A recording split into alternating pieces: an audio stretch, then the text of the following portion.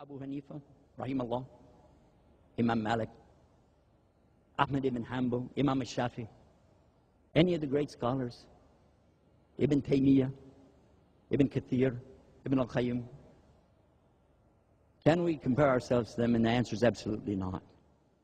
Yet they had such taqwa and fear of Allah, they would never have run out to give these fast answers to everything. Oh, I know the answer. No. Another thing I learned from some of the best of the scholars on this planet, and I'm so appreciative to Allah to let me sit with some of the greatest scholars. Many of them have now passed away. May Allah have mercy on their souls. And some of them are here with us today, and may Allah reward them. But I've watched them, and it just happened yesterday. We were sitting, and I'm not going to say who it was, but we're sitting, one scholar and I were debating about a topic about the salat. Another elder scholar was sitting with us, and I had an opinion, and my friend had an opinion. But when we asked the elder about the subject, he brought an answer that made both of us shut up. It was beautiful.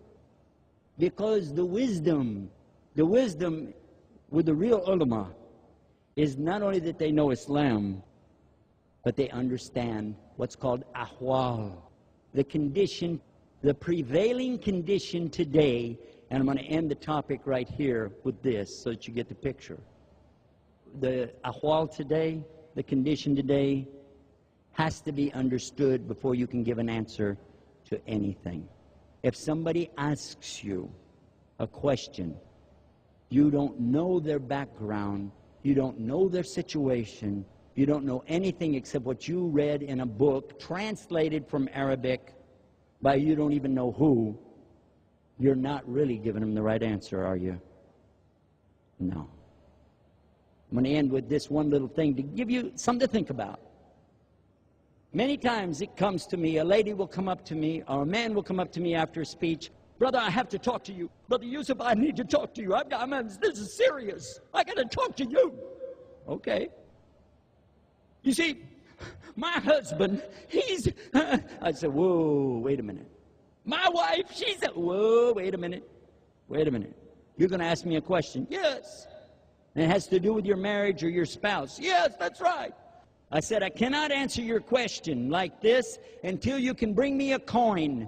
Bring me a coin that only has one side, and then I'll answer your question. There's always two sides. Let's keep it in balance. Let's keep a balance. The Muslim woman is balanced. And let's love each other for the sake of Allah. And loving each other for the sake of Allah doesn't mean loving the one that you already like anyway. It means loving the one that you have a problem with, the one you have a disagreement with. This guy is, no, wait a minute.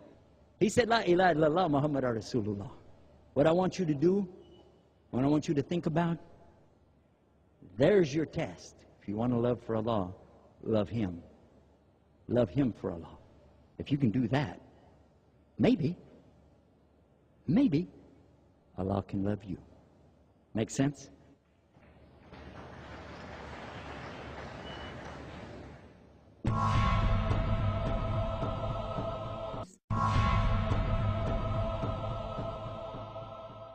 Now, I finished my speech already, but I would like to just throw this one little thing out to you and let you think about it. And I heard it from a community, a beautiful community that lived a long time ago. But they had an enemy from outside, and of course we always have an enemy from inside, which is the devil. We all have the shaitan around us all the time. But they had an enemy on the outside of the city, attacking them day after day, trying to beat them to get to their fortress and break it down to get into the Muslims. They couldn't beat them because Allah was with them. Allah was with them.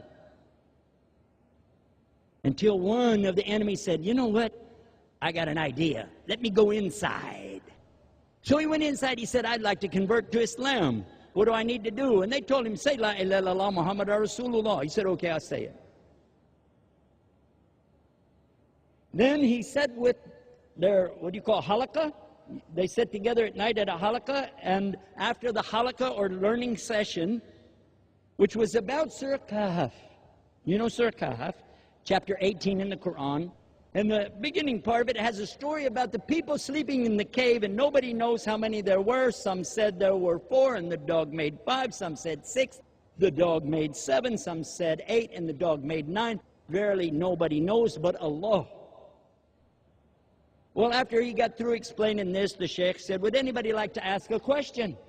And some had question, and they came to this young man, and he said, I'm so new in Islam, I'm not entitled to even ask a question, am I? They said, no, we want your question. Go ahead, what is your question? He said, well, it's a strange question, and probably you don't even know the answer anyway. The sheikh said, oh, certainly I do. Go ahead, what's your question?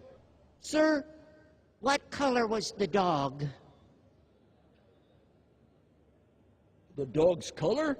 The dog was, he was white. It was a white dog. Oh, thank you, sir. Thank you. The next day, he goes to the other side of town to one of the other camps, one of the other minhages, right? And after they were through with their halakha, he said, could I ask a question? They said, sure, what is it? He said, well, I'm so new, and I probably shouldn't even ask. They said, no, come on, what's the question? He said, well, is it chapter 18, Surah Kahf? There's a story about some people in a cave. Yes, Surah Kahf, yes, go ahead. Do you want to know how many people? No, I don't. I just want to know the dog. Yes, there was a dog. What color was the dog?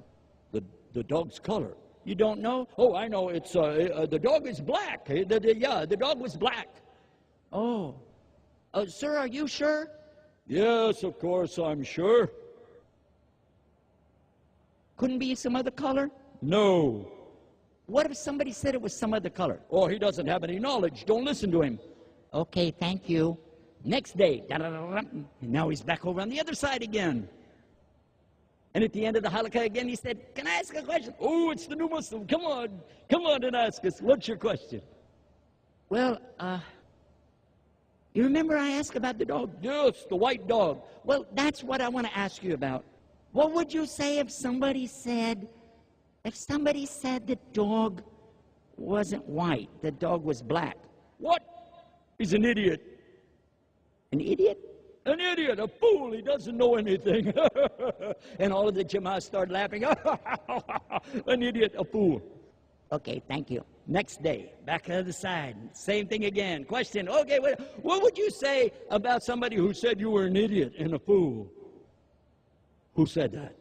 The sheikh on the other side of town said anybody who called the dog black was an idiot and a fool. Well, he's an idiot and he's a fool. Next night, you see how it works?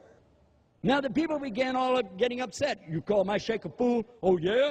You call my sheikh an idiot? Oh, yeah? Come on, baby. Boom. And they started fighting. They started fighting with each other. First it was arguing, and then it was hitting and smashing. Then they started trying to kill each other. And then the enemy went back outside. He said, okay, guys, we got them now. And they did. And they attacked with no mercy and came down, and there was no support from Allah. And they all lost. They all lost to the enemy. Not the enemy outside the gate. The enemy within. What color is your dog? Think about it. Assalamu alaikum. Allahu Akbar, Allahu Akbar, Allahu Akbar. Jazakallah khair, Sheikh Yusuf Estes. At this point, we'll start the question and answers. With no further delays, brother, if you have a question, please state your name and question. Assalamu alaikum. My name is Imran Khan. I am working as a worker in a factory. I want to ask a question that now today's world there are different groups of Muslims.